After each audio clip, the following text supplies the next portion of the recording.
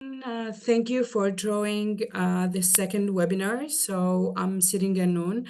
I'm a theater director and activist and artivist in the cultural sector since 27 years. So I'm very happy to be here today. Of course, first of all, to be full support for our colleague and friend in Palestine through this very hard time across all the region. Of course, since 1 year, we are living a live, hard situation, a big genocide that happened. And now, a few days ago, things extended and there is attack in Lebanon. So first, I would just want to say my full support and my big concern about everything happening to our friend and all the people, of course, in Palestine, in Gaza, and in Lebanon now. So today we are here. Of course, the topic is very, very important to know. Does the solidarity with Palestinian creative sector mean refusing to work with cultural institutions funded by government that are complicit in the genocide that we are seeing and living now around 1 year? Of course, this initiative is the initiative of the Palestinian Art Culture Solidarity Collective, so the PACSOC, and the PACSOC is a solidarity that was created a few months ago. It's an hub group of Global South Creative and Alliance in the Global North that intended to carry out action of solidarity in support of our Palestinian colleague. So PACSOC currently has members from different countries like Malaysia, Morocco, Norway, Palestine, Singapore, South Africa, Tunisia, UK, Turkey, included, of course, creative activist, artist, scholar, researcher, art manager, human rights defender. The world is witnessing a genocide in Gaza, and aided and abetted by Western countries, by liberal democracies that have for years positioned themselves and advocated and defender of human rights. So in this seemingly helpless, what can we do now scenario, there are things that we can do. At the very least, we can assist and stand in solidarity with our creative colleague in Palestine and expose and resist those who would shut down legitimate and necessary criticism of the genocide. So PACS collaborate with other groups on various actions, but our work is currently an expose and resist is especially to collaborate in different working group. We have a group, especially group working on the Good Institute and other cultural institutions funded by government complicit in the genocide. This is what today the webinar is. So please, if you want to join, let us know, of course, if you want to join and sign the statement on the Good Institute, what the majority of us did. The second working group is for solidarity funding of Palestinian creative. The third group working on culture policy, since we believe that the future culture policy can no longer be determined by global North interested and values. And the webinar working group that is facilitating education and debate around relevant topics, such what we are doing today. A working group 2, the 5 group, is the document and highlighting the censoring of creative who express solidarity with and support for Palestine. So today we're gonna start and we're gonna give the opportunity to our panelists to discuss around those questions. So should the creative sector, if we are really supporting how we can do, should we boycott or not work with cultural institutions funded by government complicit in the genocide in Palestine? This refers particularly to the institution you all know, Goethe Institute, British Council, French Institute, but also Canada Council, Australia Council, etc. There is also the question of cultural initiative funded by countries that abstained from voting in the UN debate around the ceasefire and or the illegal occupation of Palestine territories. So those countries that have actively silenced critics, creative who have expressed support for Palestinian and opposition to the genocide. So all this in the context of what solidarity with Palestine is today, what with Palestinian creative in particular are going through at this time with the destruction of cultural infrastructure, curtailing of their lives and livelihood, and requiring them to accept the military occupation in order to eligible for Global North funding and or opportunities. So please let me start by introducing our, of course, first speaker and panelist that I want to thank particularly Iman Hammouri from Palestine. And to start, Iman Hammouri is the director of the Popular Arts Center in Palestine. She held a master's degree in social policy and planning for developing countries from the London School of Economics. She is actively involved in various nonprofit endeavor and is co-founder of Chairwoman of the Palestinian Performing Art Network. Additionally, she has served as a board member of the Palestinian Non-Governmental Organization Network. So Iman Hamrouni is a social activist and a passionate advocate of art and culture, and she has presented numerous papers on topics related to civil society and art and issue and culture issue. So please, Iman, the floor is yours, the screen is yours, and thank you again for joining, and we will listen to your voice directly from Palestine.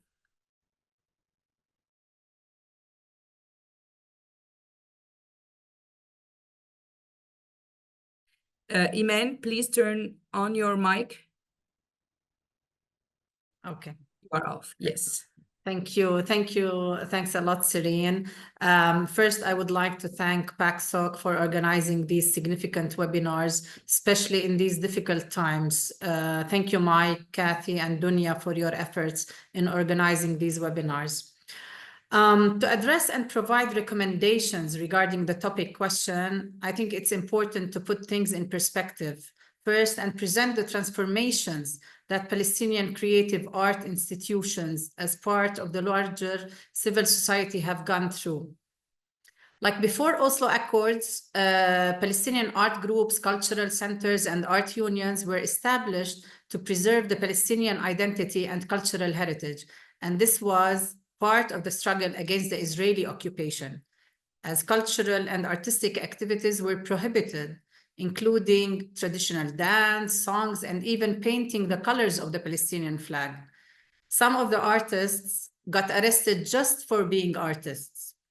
And that time, the civil society actors were the main service providers in the different sectors and were significant actors of the Palestinian society's resilience and steadfastness at that time.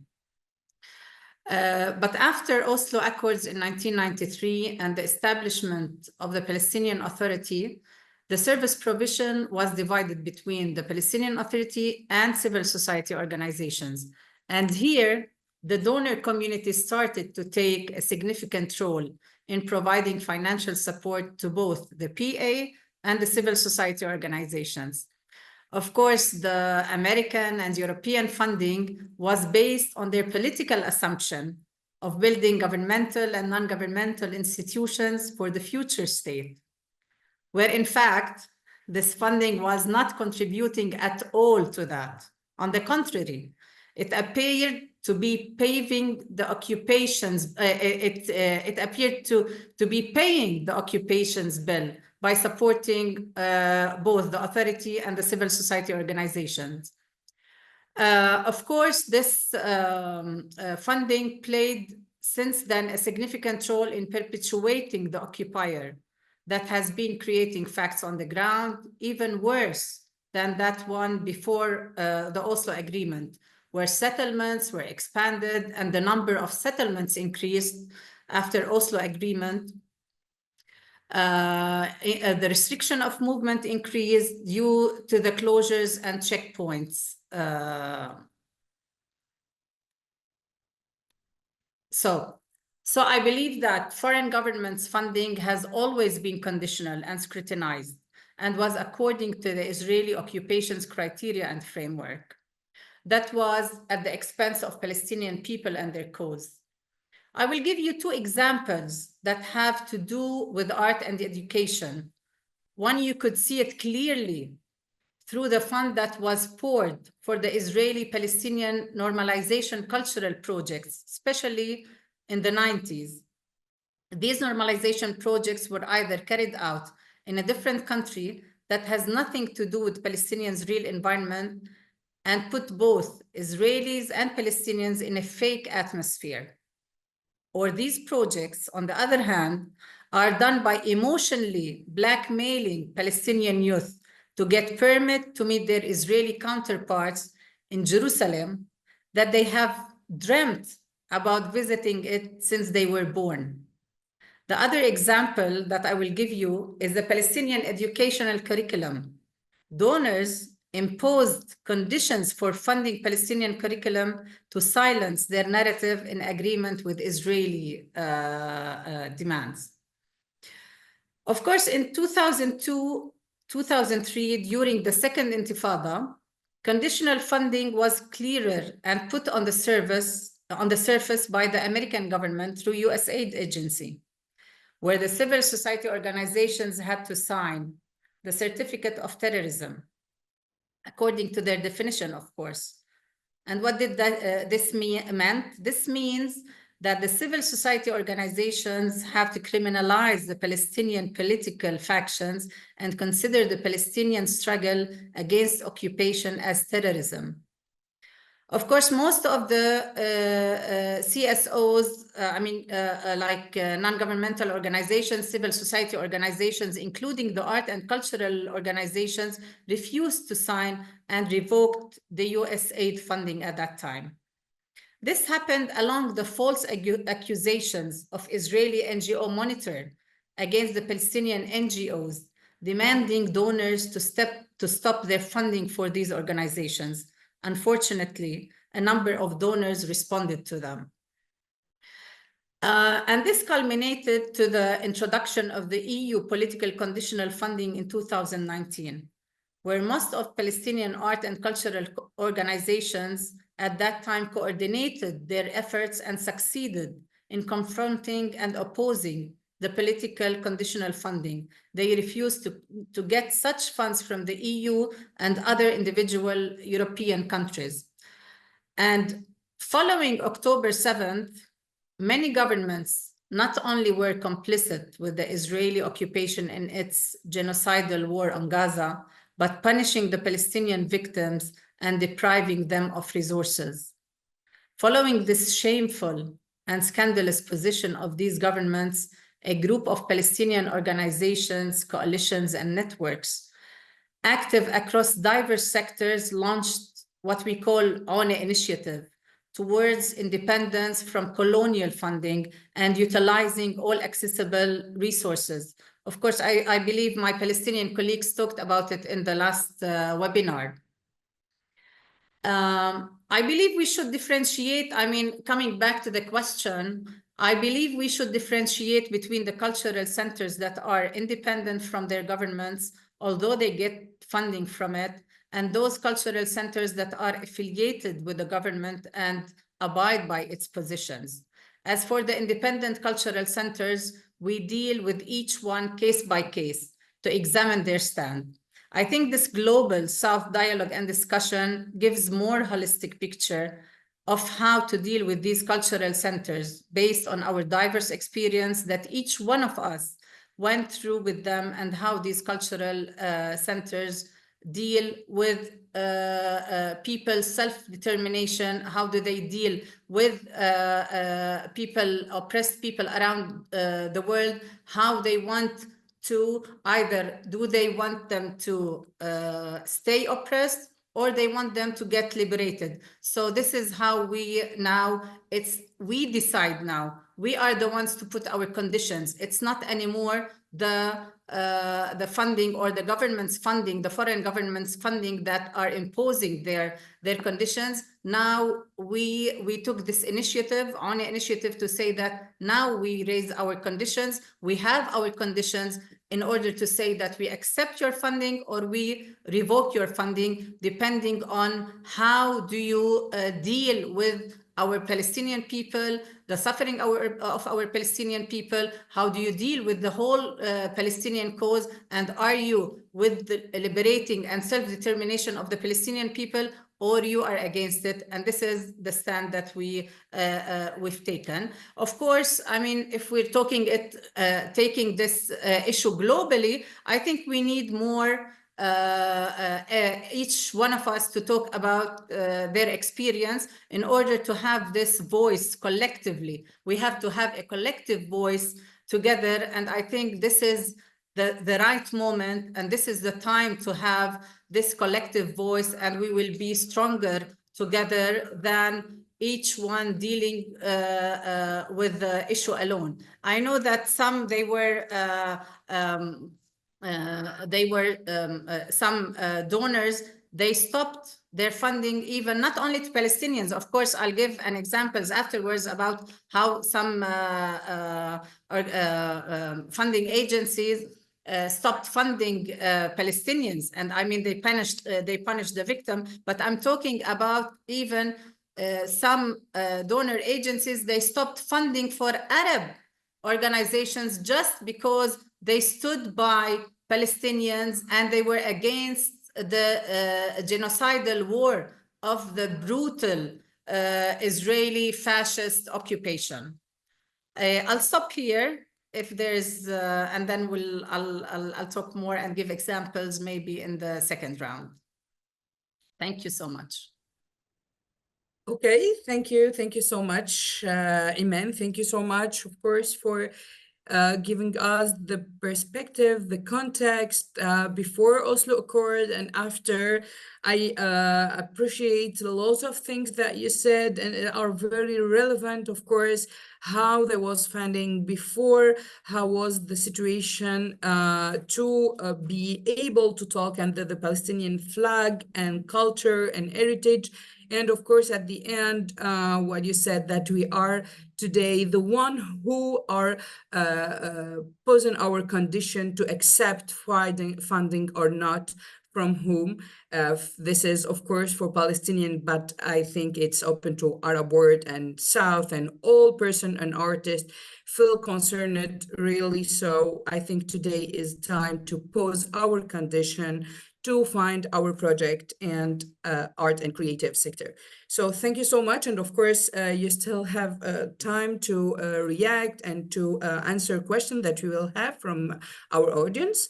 And now we move to our second speaker. So I thank you so much, Zukiswa Wanner. Thank you for joining from Kenya. So Zukiswa Wanner, awarded winner novelist and editor. So from Kenya.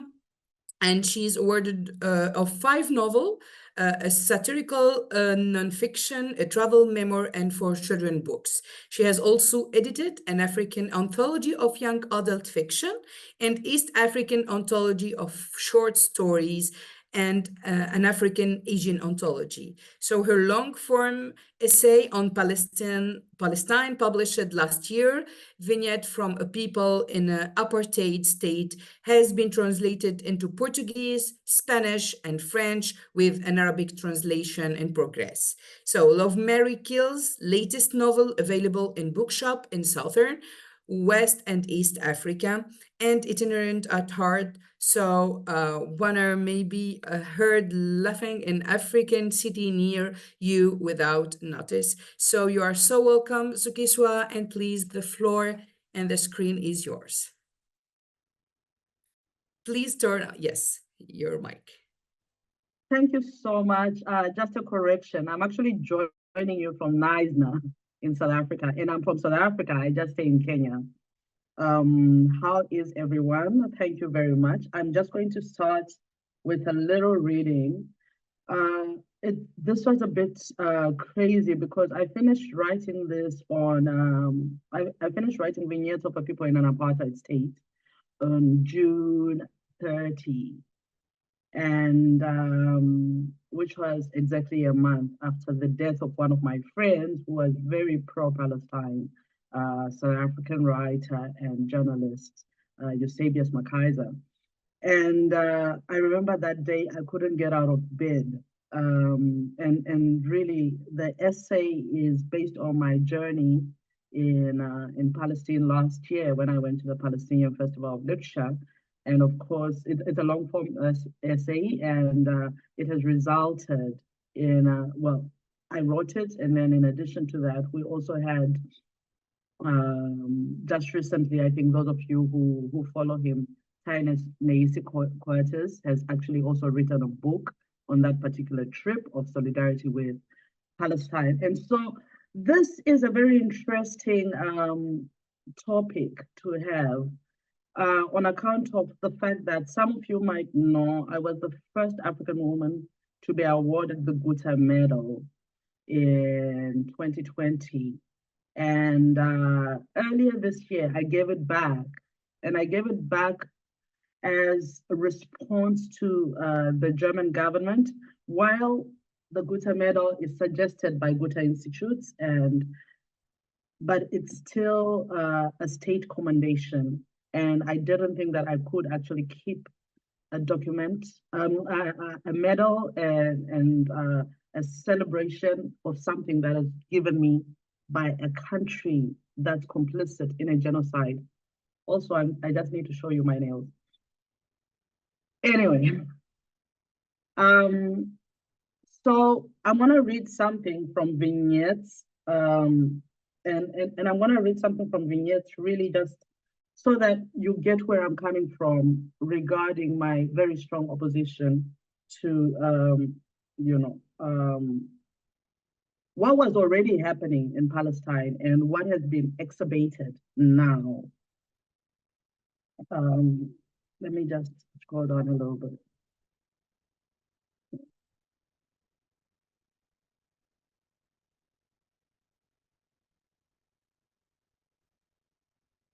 When we get off the bus in Hebron, we're met by our host Walid, who shall give us a tour, or as much a tour as he can.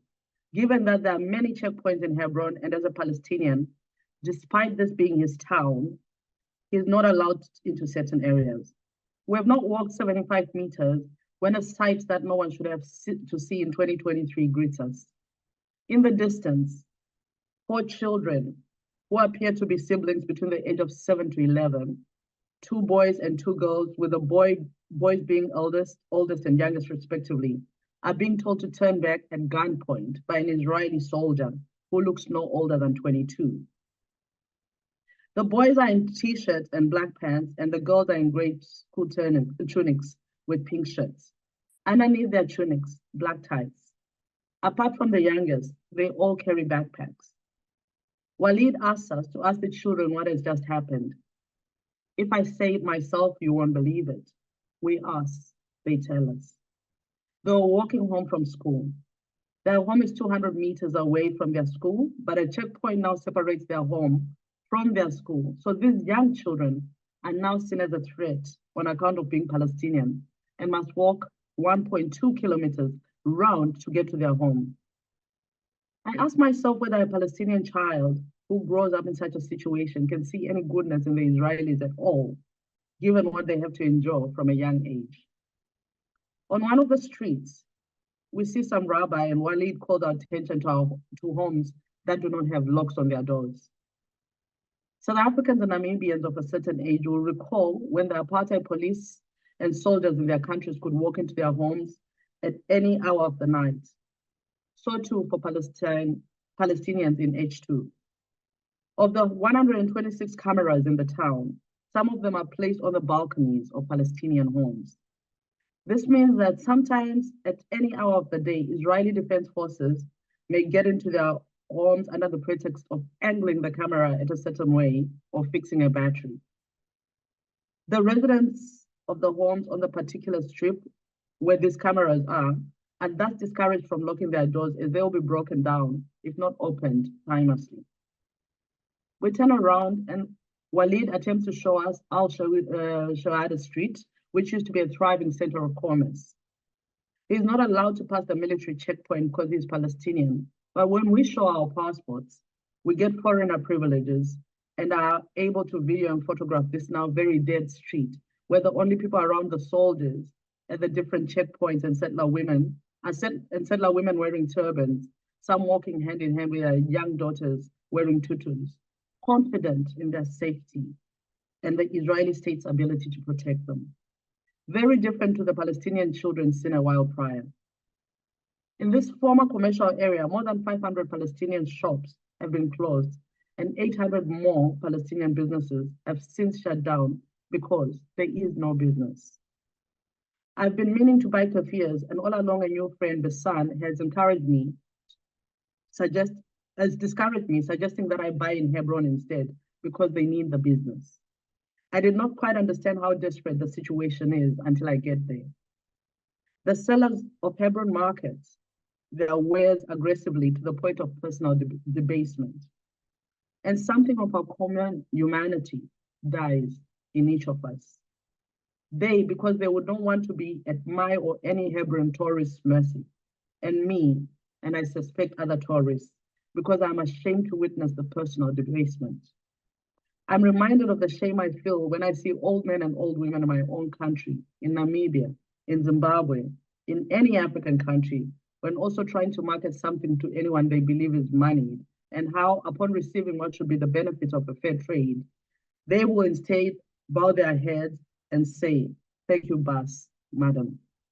It is painful to see. I do, however, manage to get my keffirs and pay way too much money for small bangles written Palestine, but I choose not to negotiate. Less because I have money and more because I already wish there was more that I could do and give.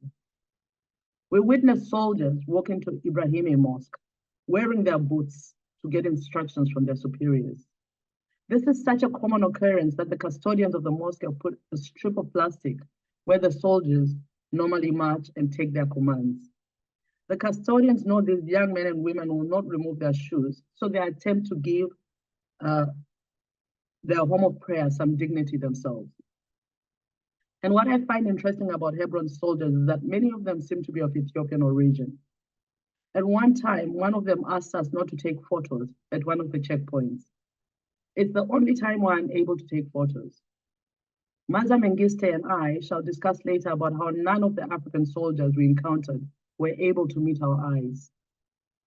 As we walk out of the mosque, we encounter two soldiers, a young man and a young woman, both white. She's singing a song to a male colleague and humming when she seems to have forgotten the words. I did not imagine that I would ever come face to face with this, but here it is. What? What happened? Half Puerto Rican, half Jewish writer and artist, Molly Crabapple, has noticed my pose. That young woman is South African. She wants to know how I knew. I tell her how I knew. The song she was singing, you see, was the old apartheid anthem, Distem. So back to the topic. A lot of book festivals, a lot of book organizers and publishers all over the continent decided that they were going to boycott Frankfurt Book Fair when they decided that Dounia Shibli, a Palestinian writer, would no longer be gifted an award. I realized that in the arts sector, we so often don't have any funding. And so we're really grateful when we get any little money from, say, the Goethe Institute, the Alliance Française, and so forth and so on. I do think there is a greater conversation to be had, particularly because these monies come from their governments. I know, for instance, the Goethe Institute has had money cut from it, I think for their president's position, like drastically. Or it is possibly also really just because the Goethe Institute itself, it is also possibly because the current government, which is right, is not a big supporter of the arts. So that could be it. But it was also the same Goethe Institute that invited Palestinian poet, Mohamed al-Kurd, and then disinvited him to Germany. And this was way before October 7. This was in 2022, I believe. So I really think that if we're going to if we're going to stop going if we're going to be talking about boycotting countries like Uganda or Nigeria every time they say that they're going to put a policy against homophobia, we certainly need to stop engaging with organizers and institutes that are funded by countries funding a genocide. I think the power is in our hands, and I think it's necessary as the Global South to start thinking about other alternatives for our funding. And I'd like to end it there because I think that's the key thing for me to say.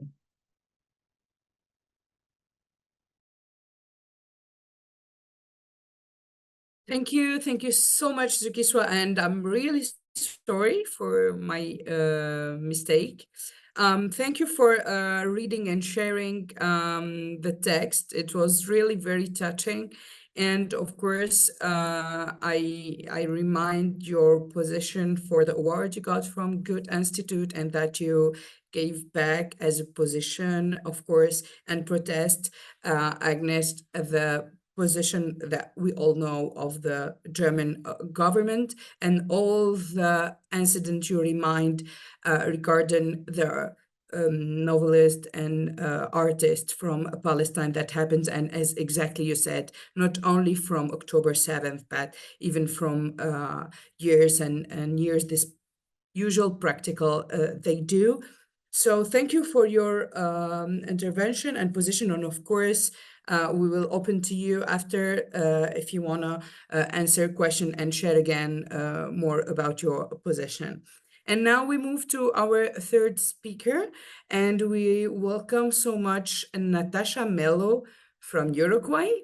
So, creator of the South American Dance Network, Natacha Melo is a contemporary dance performer and cultural promoter in Uruguay and in Europe, where she worked with several dance companies from Belgium, Germany, France, and the Netherlands. And in 2001, she launched the South American Dance Network to promote integration and collaboration among the various protagonists of the regional contemporary dance scene. Partnering with Brazil, Idança.net, the network creating the social network Movimento.org with the focus on promoting dialogue about dance, reaching more than 2,800 members in less than 2 years. And Natacha has been co-producer of 8 South American dance meetings and participated in numerous regional events, linking and integrating the network's platform with the topics such as cultural policy creation, production, and management, international communication technologies, art education, and art and social change. So welcome again, Natacha, and the floor is yours. Okay, good morning. Good morning for me. It is a pleasure to be here. And first of all, I want to thank for the invitation to this panel. I want to thank you for the work of solidarity that you are doing with the Palestinian people. I want to thank you, the colleagues on the panel, for sharing their knowledge, and to all of those who are present online for coming in this cause that bring us together. I'm going to read because my English is limited and this time is short, and I want to be precise as possible. So that will be an exercise of listing considerations and possible actions that with the only intentions of opening up a little bit more dialogue and the perspective of making perhaps some movements together. The question from the title, I like it less than this other one that also was sent to me. How does the creative sector globally, and in the Global South in particular, engage in solidarity with the Palestinian arts and culture sector? And I am, of course, from this Global South because I'm based in Uruguay and I work in South America. So I'm going to take this last question because allowed us to build a slightly more complex and necessary answer, taking into account variables inherent to reality, such as the context, the social, the economic context, and the diversity of possible strategies and actions in which we will find complementary, understanding that they are not unique conditions So there are not unique responses that can modify these conditions. It is therefore necessary to say that it's not the same to reject institutional support if we live in a place of privilege or in a place of precariousness. If it makes the decision as an individual or as a collective that resolve and defends this decision. If I am a celebrity or if I live in a zone of isolation. If that support is the only thing that sustains all my creative actions, or if that is only a part of my artistic strategies. But this I mean that I admire both a position of rejection of a fund and the statement that generates, as well as the action based on institutional support that also provoke the same thing, yet from another place. And all of them are valid not only because of the complexity mentioned before, but also because at this moment, the urgency and the vulnerability is such that we have to hack all possible spaces with all possible strategies. What means also working with cultural institutions, because that can be also very broad, implying how decisions are made between these institutions, more or less fair, more or less hierarchical, how the different parties relate to each other, through which agreements these cooperations is made, how resources are committed. So what each party gives and what each party receives, how these resources are considered, which value they have and why, and where this value is going to circulate, who are the direct and indirect beneficiaries of this distribution, and with which people between these institutions I generate co-work to contribute to bring a change. So this question of co-works involves a co-responsibility that is important to assume, and this is the same co-responsibility that is in the creation of public policies or in the establishment of cooperation between the North and the South. These multiple advocacy paths are not sequentially, but simultaneously. I do not first improve my house to see if then I can improve my community, my government, and then last my region. These relationships are interconnected, influencing to each other, so we have to avoid the linear way of seeing and working on advocacy.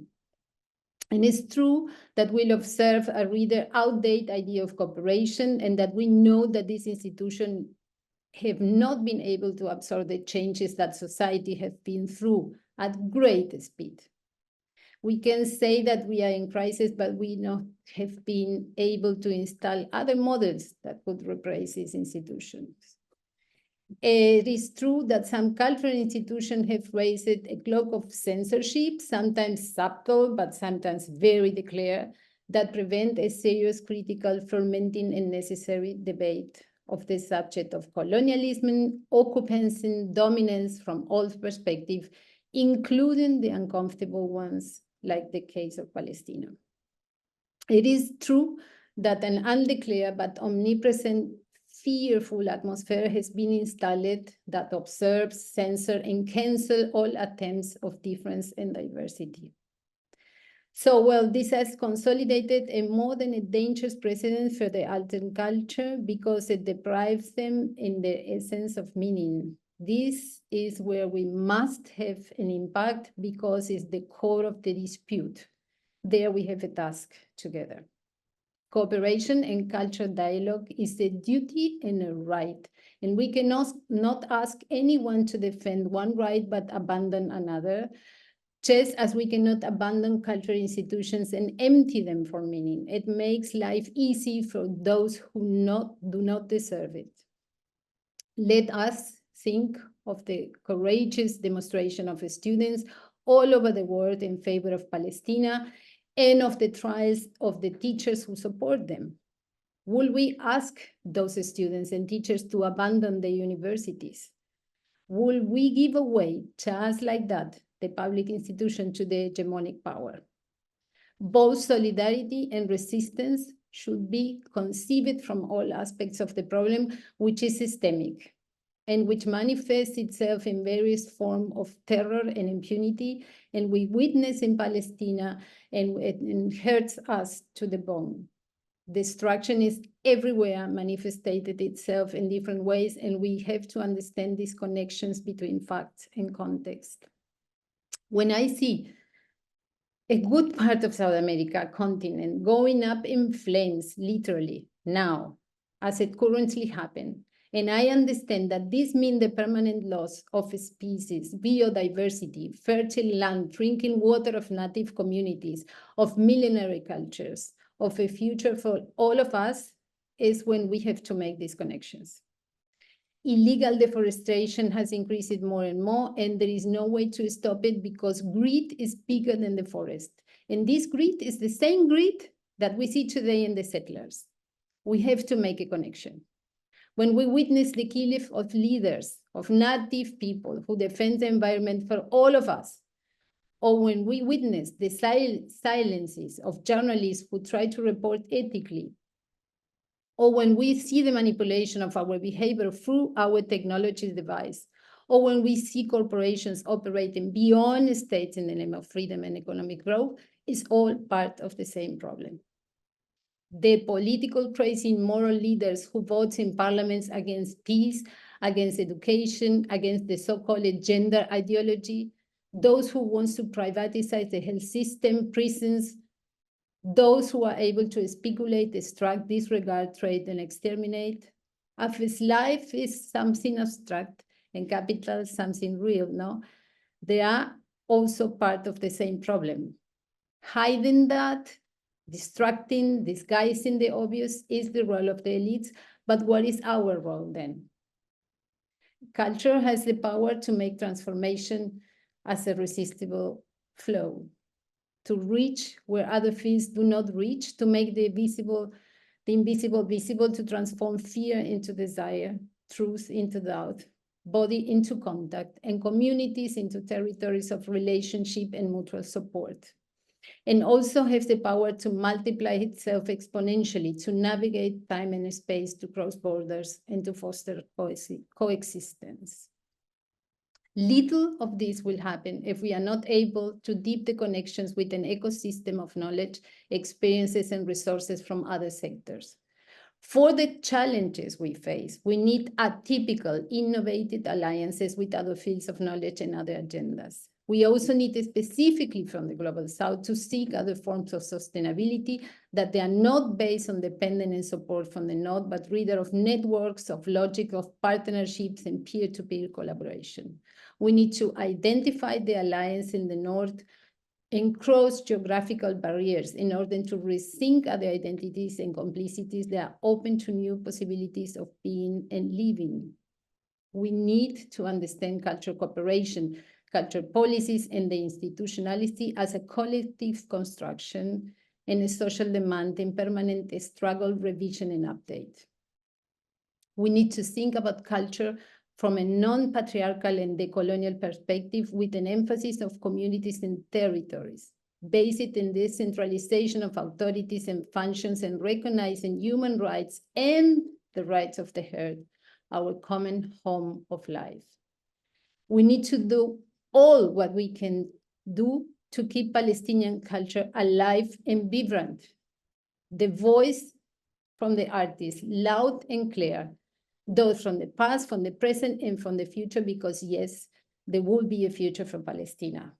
And I would like to honor as well the resistance of the Palestinian people, and together with that, the resistance of the Jews who have been able to confront Zionism, to confront these peers, families, and friends, losing their freedom, their future, and their lives. And it's this energy coming from this resistance that will never let us give up. In the Aymara cosmogony, they call Pachacuti to the manifestation of two elements, renovation and catastrophe, that express the moment of inflection, of change, of deep accumulation.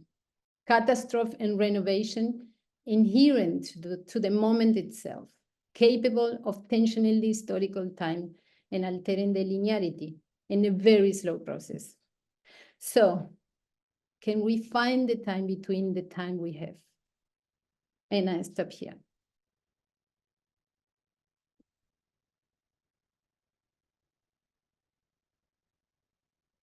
Thank you. Thank you so much.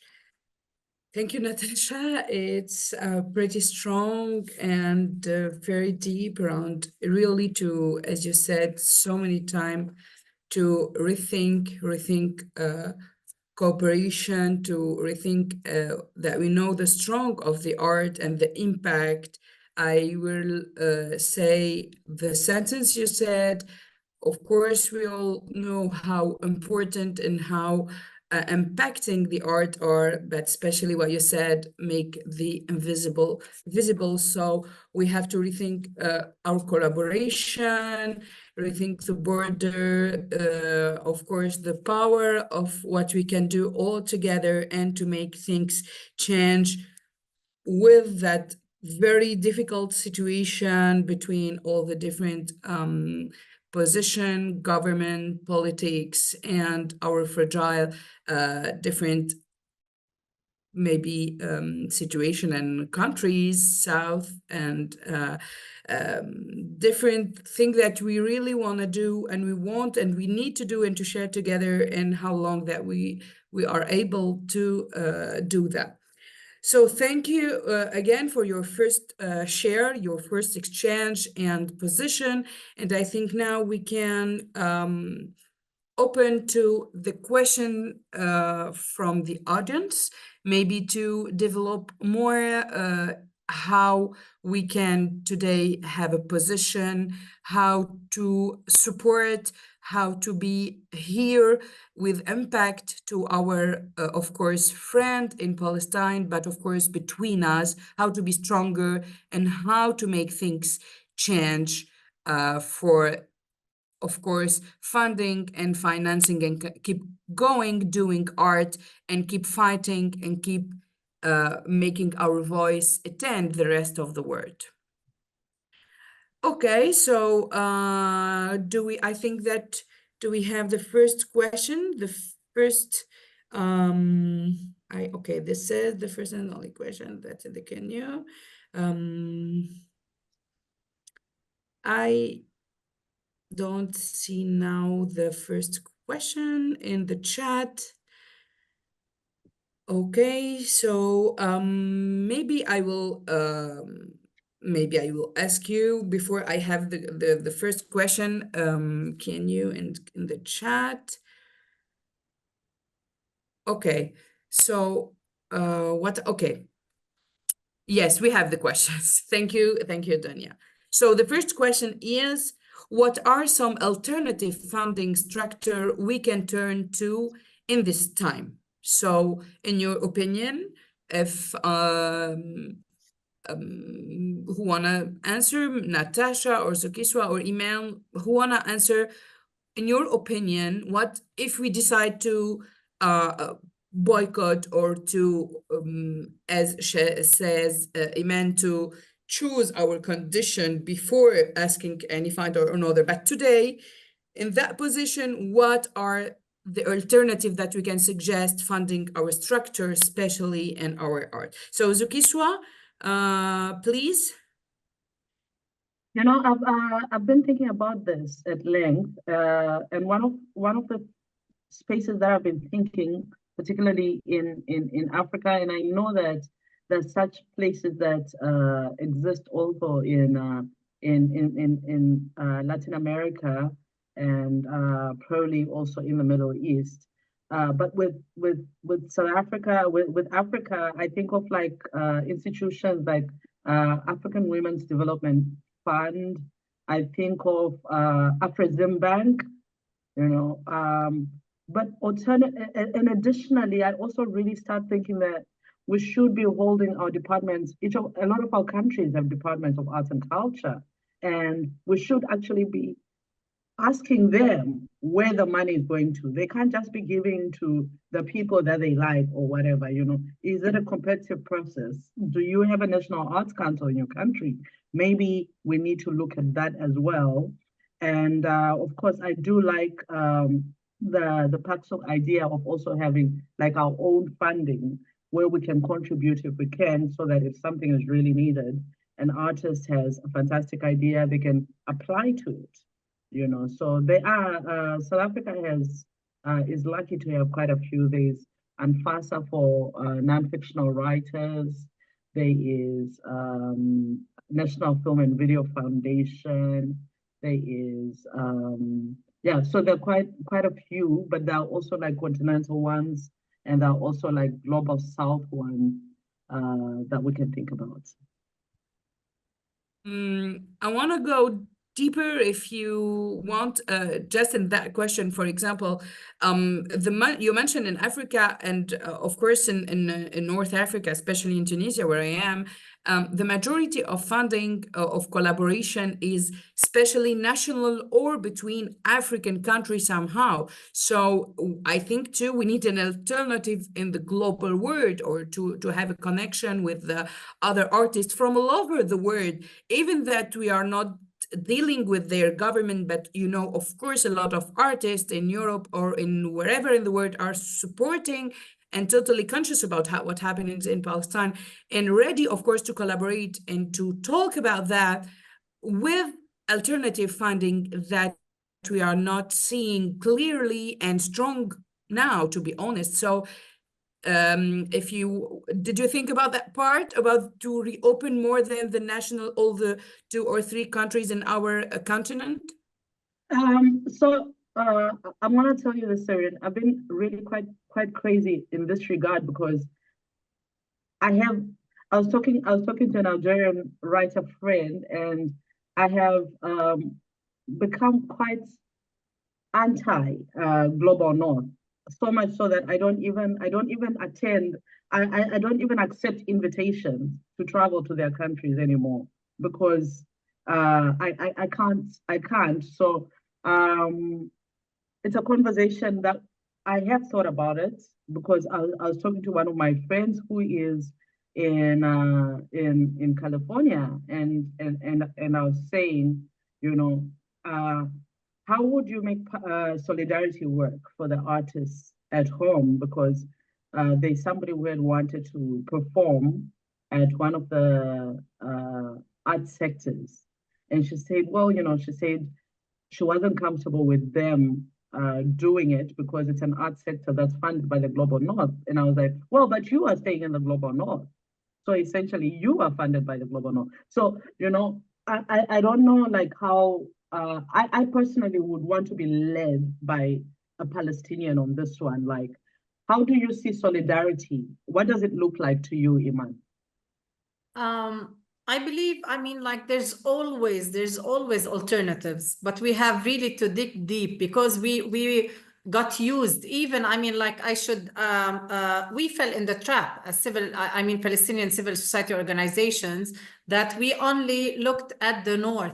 We looked at, I mean, like Europe and the American funding. So we should really get rid of this, because now we see it clearly more than ever that this is a colonial funding. It's not a funding that is playing a role in our self-determination and going towards our liberation. Because of that, I think we should embrace and go more for the international solidarity support. And this is, we can find it. I mean, I'll give you an example. For us as Popular Arts Center, we revoked partnership with some of the foreign donors. And we got from other institutions that their governments are complicit with in the genocide, and they said we have a very different stand than our government, and we stand by your side, we stand for your rights. And they were against the genocide, and they were very even, they have their voice about it. So what I'm saying, that because of that, I said from the beginning to differentiate between those civil society actors and organizations who are living, for example, in Germany or in Europe or in Britain, and they have a different stand than their governments, you know. So this is, I mean, like for us, we tried in our own initiative to differentiate between those who are affiliated completely with their, I mean, like, for example, sometimes I read that the French Institute, they are independent, and in other parts I read that the French Institute is part of the the Ministry of Foreign Affairs. So sometimes we really need to know exactly where do these cultural centers stand and what are their position in order to decide what we want to work with them or not, you know. So this is very important. I mean, like, I think it's much clearer in Palestine than in other countries in the south. So because of that, we don't want to make it very hard for you, and it needs a lot of discussion. I mean, it doesn't really, we cannot really agree only from one webinar, but this, I think we should really have this webinar as a platform to have a common ground and to have a common voice among us. You know, when we all go to, for example, to British Council, or when we all go, when the whole structure of this global south, it will make a big difference than a Palestinian organization go to these to this cultural center. So I'm thinking, so I mean, because of that, for us, as I said, it's clear now. And by the way, I should admit that it's not all of us that we're agreeing as well. We need more of dialogue and discussion within the Palestinian civil society organizations ourselves. It's not that we all agree and we all have the same stand or the same position. No, we have differences among us.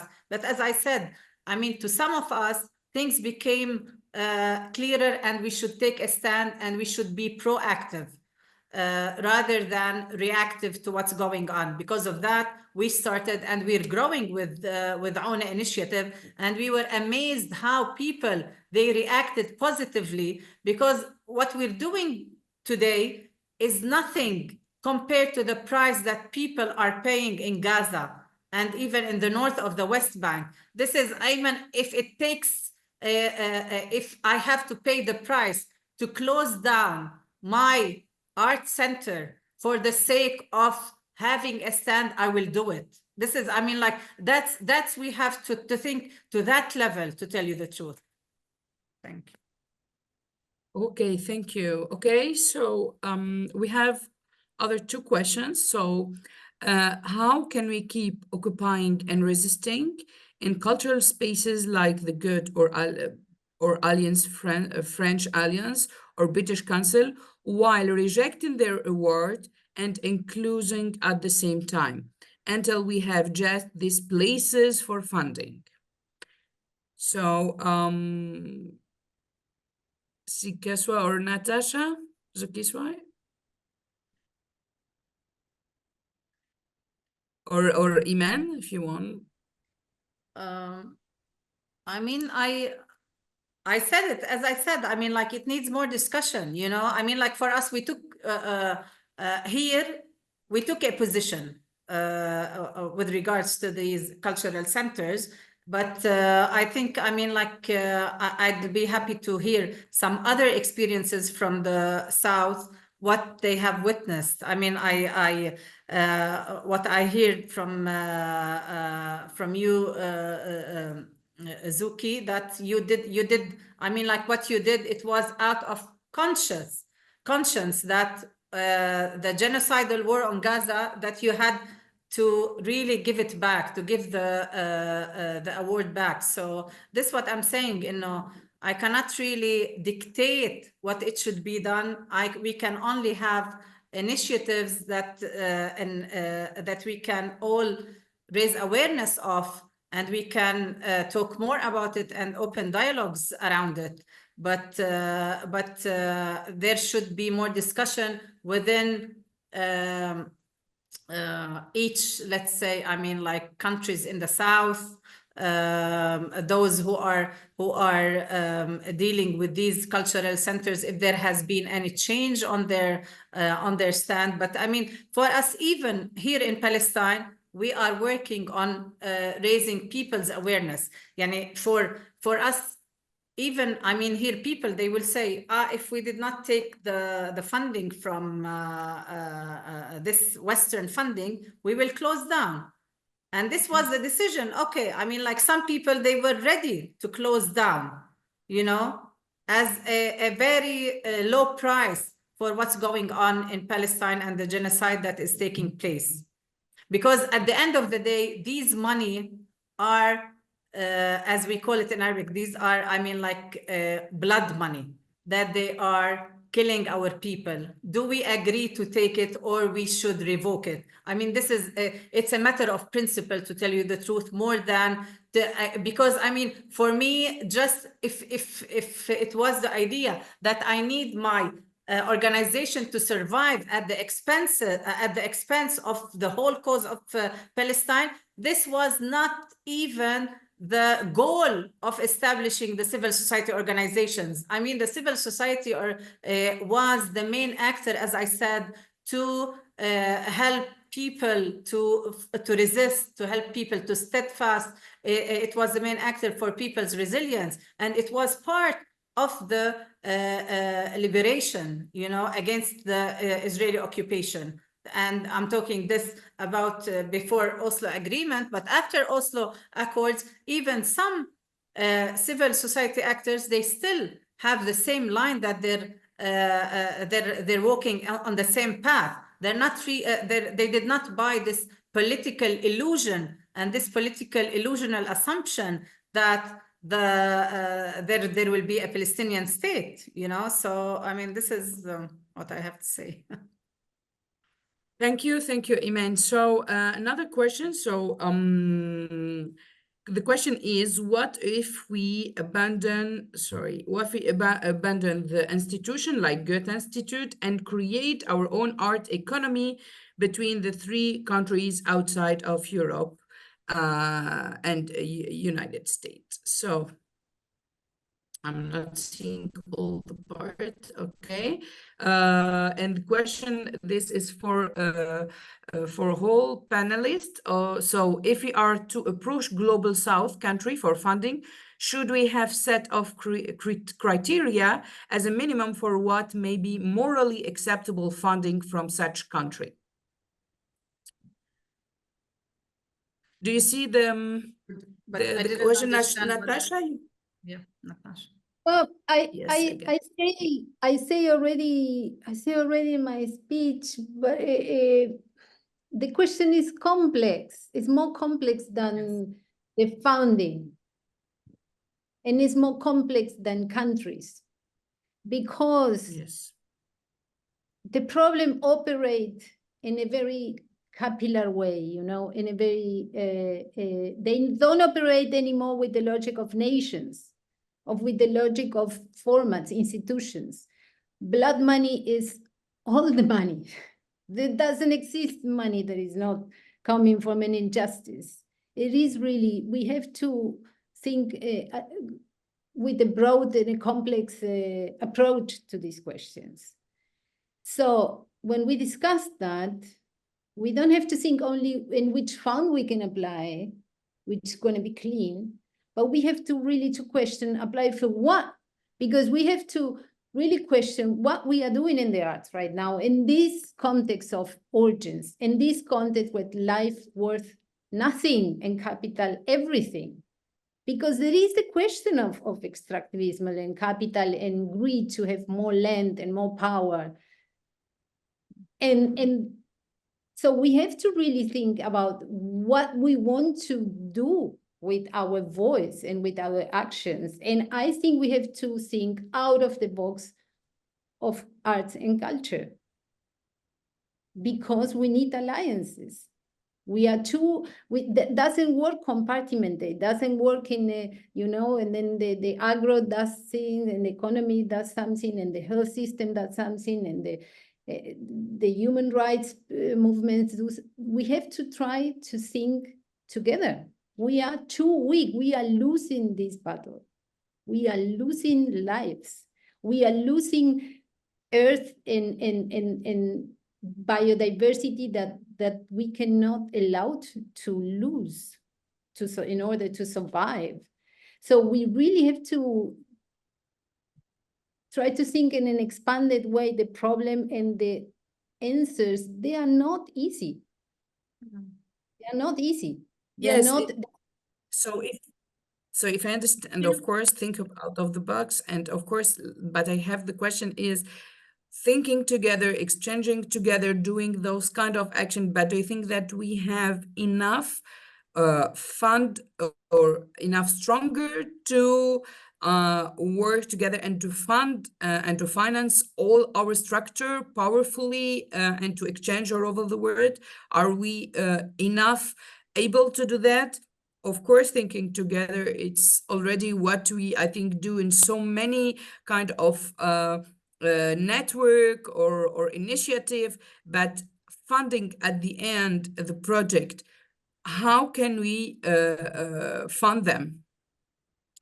You know, I think we should start from somewhere. I mean, like it's because, I mean, if you say that, we cannot really, we should change the power relations discourse. This is very important. If we did not start somewhere, then we will not go anywhere.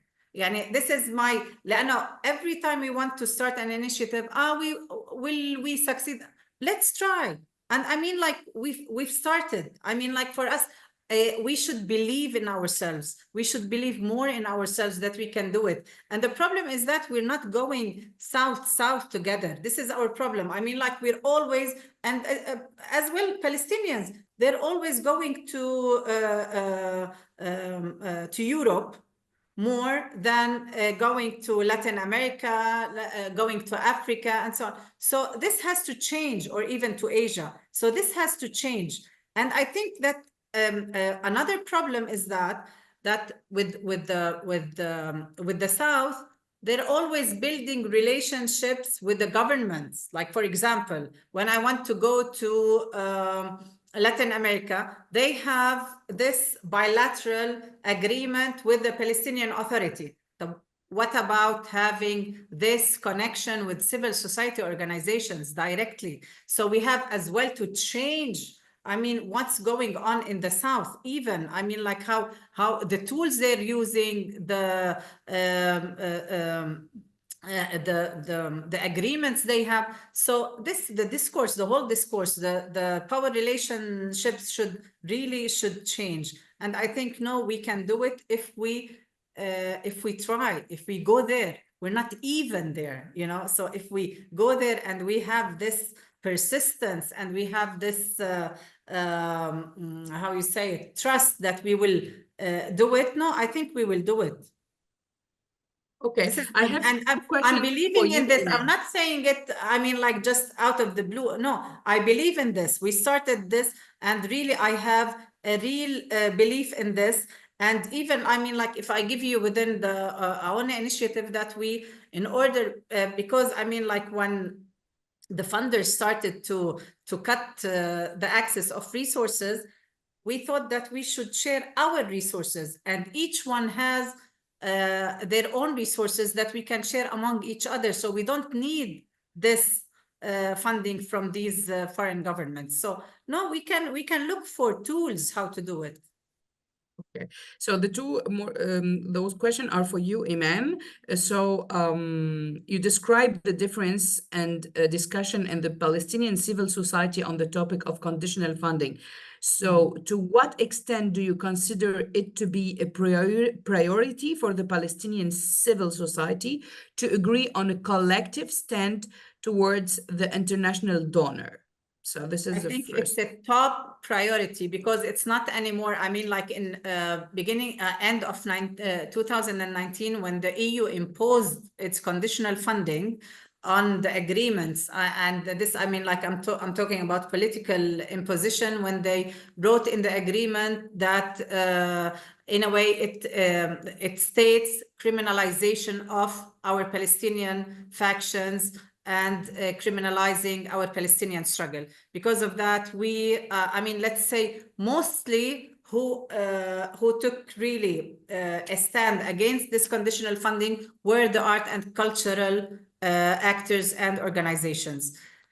Now we're not talking even about conditional funding. We're talking about colonial funding that is contributing to the and even complicit with the genocidal war of the Israeli occupation. So this is a top priority, to have a common ground within the Palestinian civil society organizations to have this in common and really stop this colonial funding. We should work on other alternative fundings, and we are able to do it. We are able to do it because, as I said, I mean, if somebody who wants to keep taking this fund, okay, then let them be complicit as well of keeping the Israeli occupation and with its settling, colonial, and genocidal war against our people.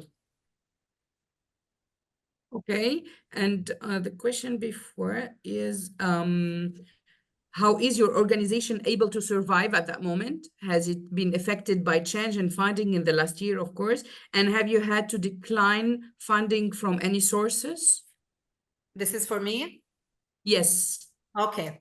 Actually, we're a bit privileged that we have, how you say it, that we look ahead. So we have some income resources for us because we have a dance school that we teach Palestinian traditional dance.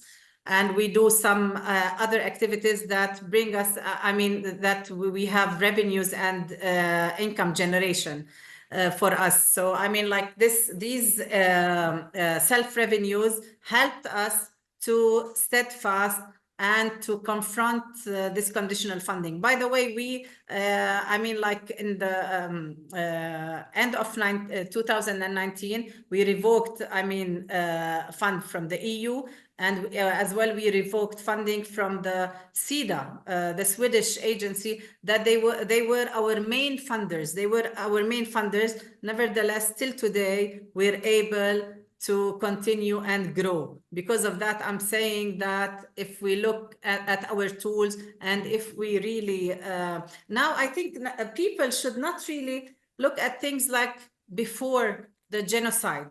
We should really think and rethink our strategies, rethink of our tools, rethink of what's the purpose of our existence as civil society organizations. So I'm saying, and as I said, I'm saying that while we are surviving, and we could survive, and we did not even cut our funding. I mean, in terms of employees, we did not cut the employees, we did not go to 50%. We were able to continue.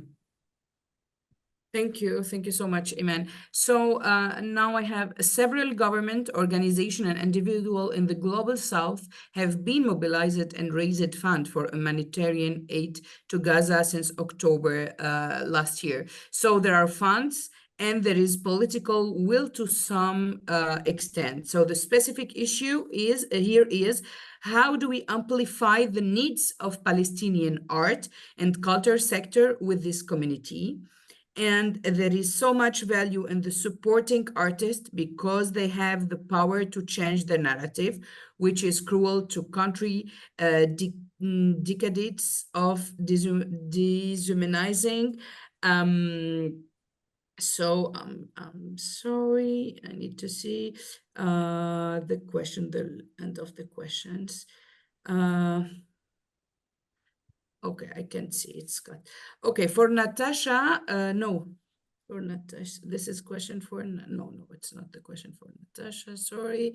This is for all of you. So, sorry, I have a problem with the questions here. I cannot see them all. Yes, so what I have said, so the question, the specific issue is here, how do we amplify the needs of the Palestinian, it moves so quickly. So there is so much value in supporting artists because they have the power to change the narrative, which is crucial to countries decades of dehumanizing of the Palestinian cause? I don't know if the question is pretty long. I don't know if that's clear and someone want to answer maybe. Natacha, if you'd like to. Well, I think, Iman, this is more a question for you because it's about supporting artists in Palestine, and I do believe when I listen to you and it's good this diversity of the panel because we can see how complex the situation are and how specific also the context and the needs, you know, and I think. When I listen to you regarding the government and the relation between funding and also the organizations, and I think in my situation, I mean, I fight so much for to have funding and to have cultural institution in my country and to and to make sure that the participation of civil society, it is present in the decisions for cultural policies, like even trying to create and have an incidence in the construction of these institutional, in the cultural institutions itself. And then the government changed, and now we have a government that is absolute supporting Israel in the genocide. And I will not consider that then the public funds belong to them. I will still using all the money and all the sources that I can to reverse the situation, to help to work towards other logics of funding, and to change my government as well, which will be now in October and November, we have elections again. So I insist that all the ways that we have to attack in all the ways possible, we have to fight for public policies, we have to fight for proper leaders, for ethical leaders, we have to fight for founding another logics of sustainability. We have to call also the private sector to help us. We have to do other alliances. We have to go deeper into the South-South alliances. We have to rethink our way of producing arts. We have to do everything possible. I really think that we are not in the position to disregard any opportunity of change in any tool. The situation is so urgent.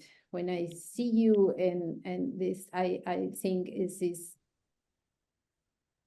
so urgent that I have to put all my creativity towards solutions and new ways of thinking, and that's actually what I know. I don't gonna lose my time in charge who is doing what, and if it's if it's the proper thing. I want to act. I have all my time that I have. I want to act and think together and do things. And it is true what you say, Iman, that we have to start somewhere. I think we are very busy. I mean, right now, an example, we are busy in building cultural policies, trying to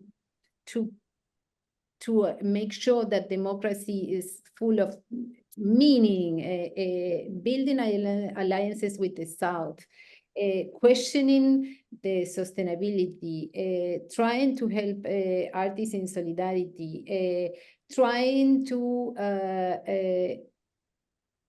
take care of the circulation and the mobility of the information, of the construction of the common knowledge, of studying and trying to understand what is to work with the perspective non-colonialist and non-patriarchal as well, and trying to understand the meanings, how is to work with the respect from the environment. I mean, all that at the same time now.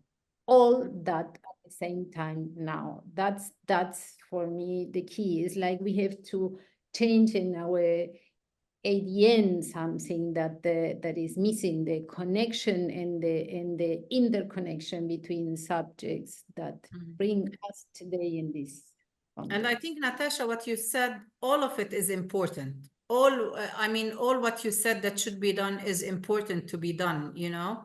I might just, can I say something just how, I mean, I could realize during this genocidal war that because we work in dance, how people, they showed their solidarity, how oppressed people and indigenous people around the world, they started to link even the dances. I mean, like African with indigenous American with Dabke, the traditional Palestinian dance, to show how these people, they do, that we do support each other. Even, I mean, to show this solidarity through the dance, that to show that how is history is linked together, how is the oppressed people, they do feel together and they want to do something together. Because of that, I'm saying that we can start from here.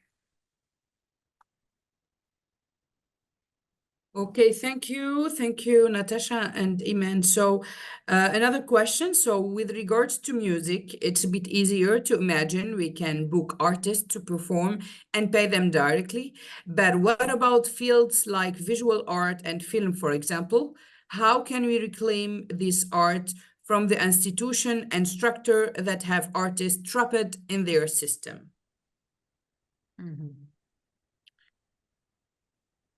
Okay, so Natacha, Iman. Yeah. Natacha, if you...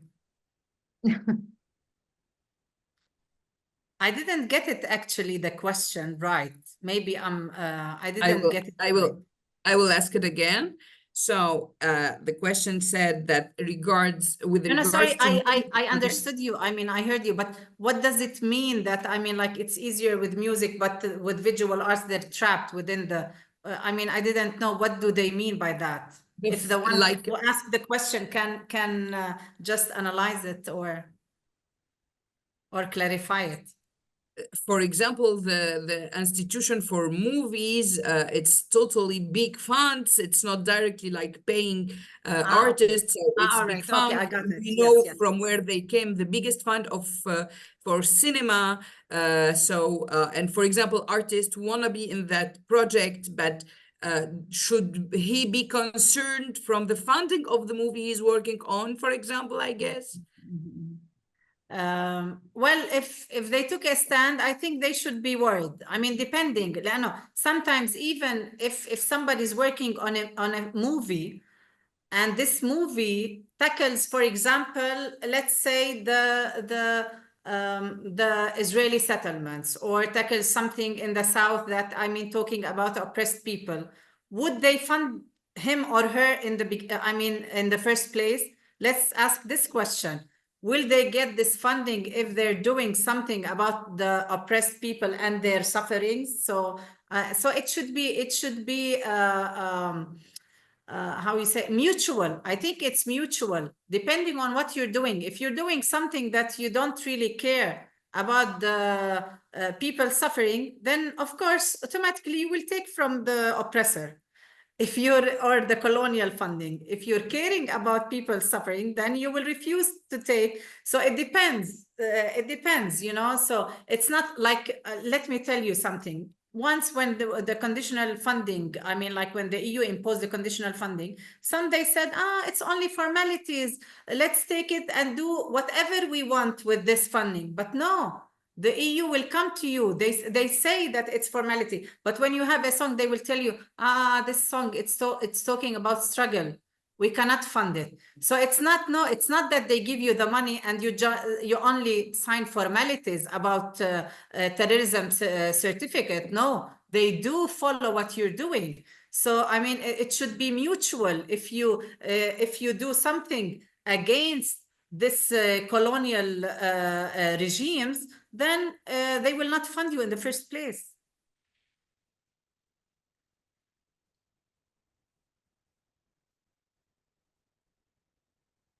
You're mute, Cyrine. Yes, unmute. I was mute. Okay, so I think we lost Zukiswa. We only have Natacha and Iman. Am I wrong? Okay. So another questions, I guess. So what we have? Do we have more questions? Okay, so people in the art are often called upon to lend their creativity and celebrity to raise fund for other causes. So what about international concerts to raise funding for the Palestinian cause, like the 40, like Mandela's prisoner members of 46,664 AIDS benefit concert? Such concert to be held globally on 29 November, for example, International Day of Solidarity with the Palestinian people. So, suggestion. I think this is very important, to tell you the truth. This is very important. And this is that we can, this is what, when I'm talking about initiatives, that let's take, I mean, concrete initiatives together, and let's take advantage of this platform. I mean, the Global South webinars, to have it as a platform, and work on concrete initiatives. So, I mean, every time that we can do international performances, as well to voice our stand as well, to voice our stand and to support and to raise funds for Palestinians in Gaza mainly, and maybe in the north of the West Bank. So we could work on that. Okay. Okay, so this is, of course, for a very good suggestion. We have, what about this scenario? An individual branch of a governmental institution like Goethe Institute, for example, wants to support a project that is critical of colonial structure. Do we accept this funding because it subverts the organizational structure and political steeped in colonialism? I mean, like, sorry, Natacha, go ahead, and I'm taking the. Yeah, I mean, it's what I say. I will take any possibility of denounce the injustice, any possibility. And of course, I negotiate the conditions. And of course, if I think there is an unfair condition, I do not accept. But I try very consciously not to cut all the threads, because we need to reconstruct the relations. And the word that we are trying to put together is not a word of exclusion, is a word of connections. So we have to do double work. We have to, of course, be very conscious in the way of what we found and the conditions that we negotiate. But we have to be careful and defend the dialogue of any price, because I think there is a strategic from the capitalism and the colonialism to isolate the actors. And I defend that I think that the alliances, I mean, the South-South is a more an ideological idea than a geographical idea. Mm-hmm. Yeah. And between the institutions, there are good people, and we have to hack the forums, you know. We have to be more intelligent. I mean, that's my way to work, and I think that can coexist with others. And I think we need all of them right now. It is very urgent and it's very extreme. I never in my whole existence, you know, and I lived through dictatorship times in South America, very violent moments, but I never saw such a scenario like we face today. Today is a very dangerous scenario, and we are not in the position to charge. We are in the urgent to do things. That's defend the dialogue, defend other logics, defend the creativity, defend the liberty of the freedom of expression. That's defend the solidarity. That is what we have to do. Okay, so I think Zukiswa, I'm not seeing Zukiswa anymore, so maybe she have internet issue or something.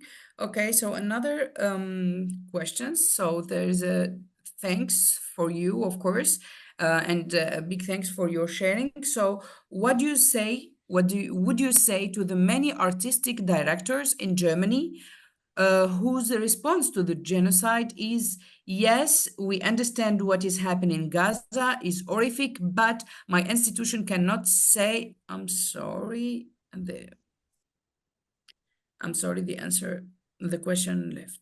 I don't have it anymore in my screen. I'm sorry.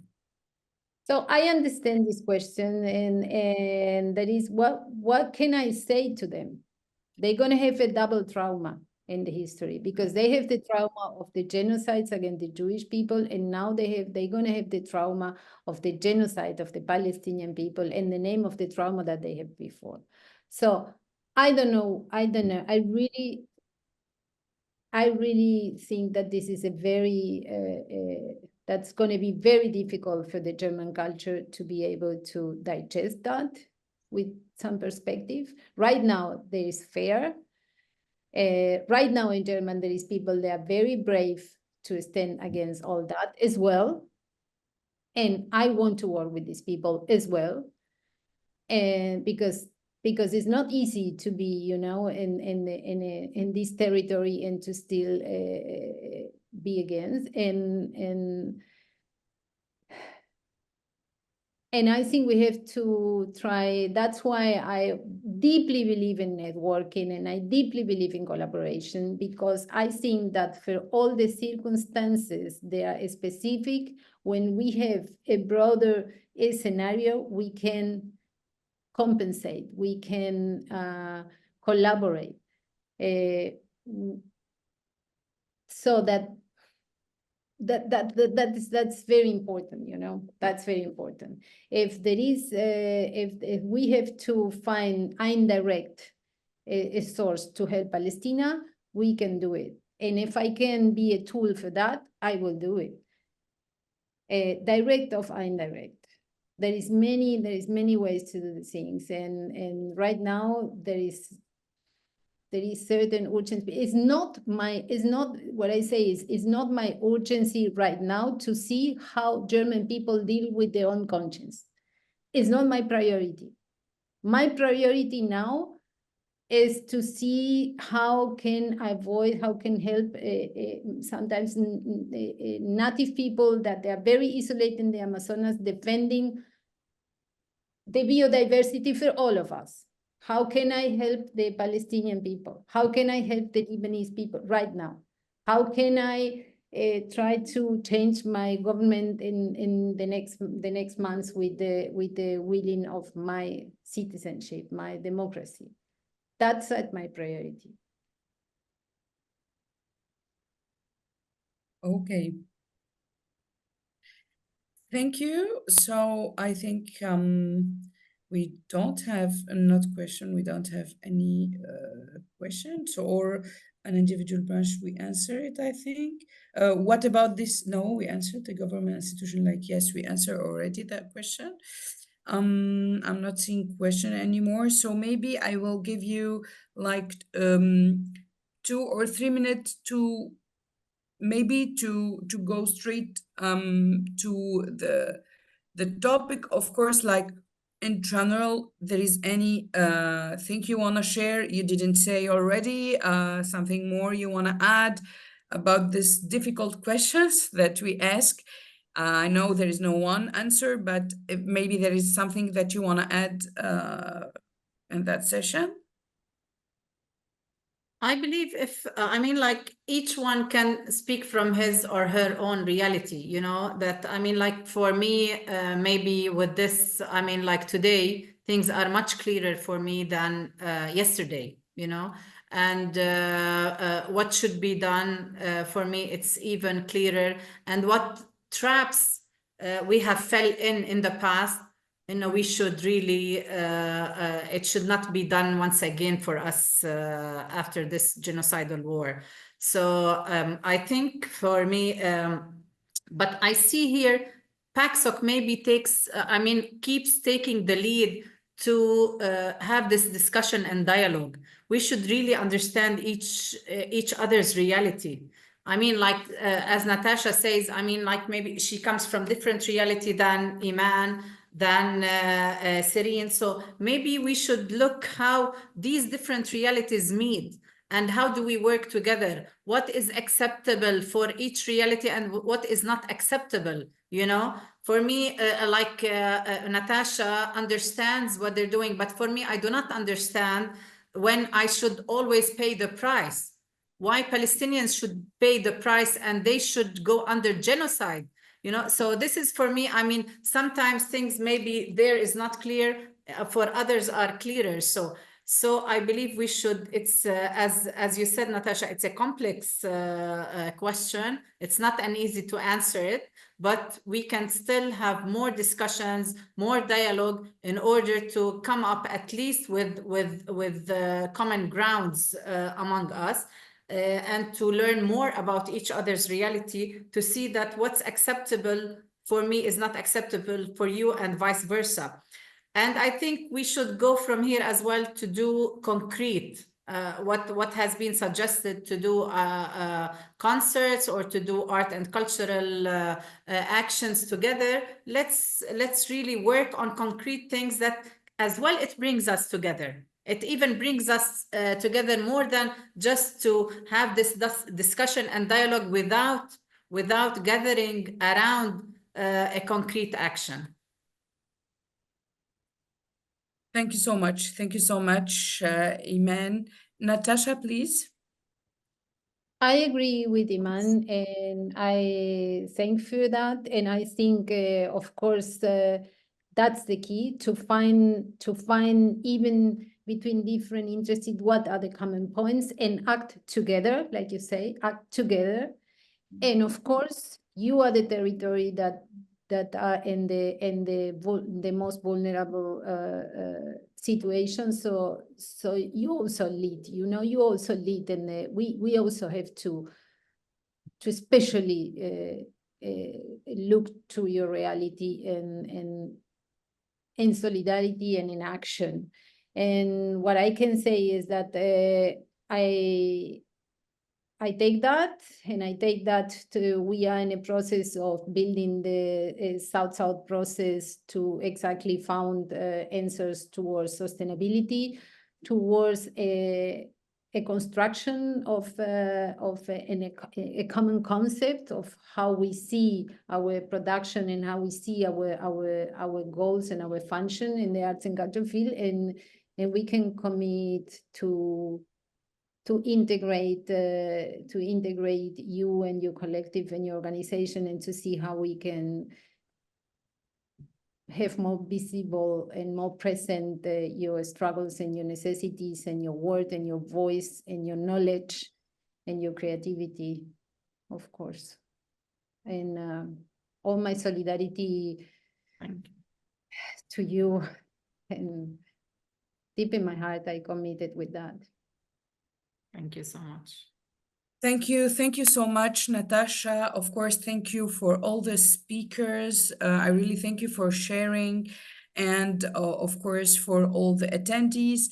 What we can, of course, say is that it's very huge question. There's different situation, different position, and depends on the country. And of course, what we are saying is we want all rethink our position, how we can be more stronger together, how we can do things, actions, fund together, out from the classical way, of course, if we can use that term, and at the same time, of course, by deciding the new rules for supporting our partner and artist in Palestine, but at the same time, of course, how to create together, how to exchange together, and how to work together in a new way. Of course, you know, the initiative that was, of course, created is ONI fundraising is a very important initiative for funding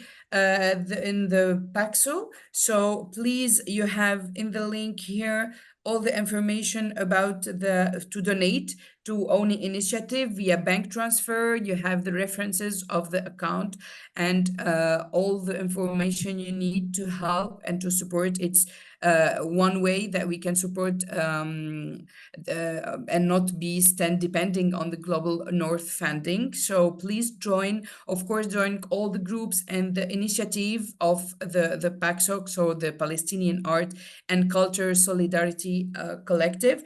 So I think I want to thank you again and thank all the participants, the audience, of course, the organizer. Thank you so much, really, for organizing this webinar. And more we will have more meeting and occasion to exchange, to share together, and free Palestine.